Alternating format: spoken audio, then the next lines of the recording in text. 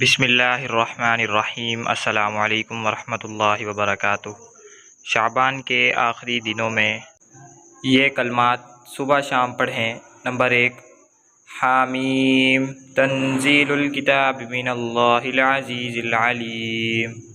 Number 2، حامیم تنزیل من الرحمن الرحیم۔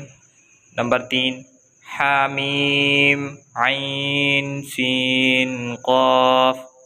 نمبر 4، حامیم والکتاب المبین۔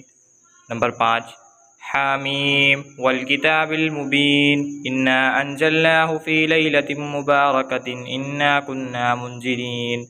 نمبر 6، حامیم تنزیل الکتاب من اللہ العزیز الحکیم۔ نمبر 7، حامیم تنزیل الکتاب من اللہ العزیز الحکیم۔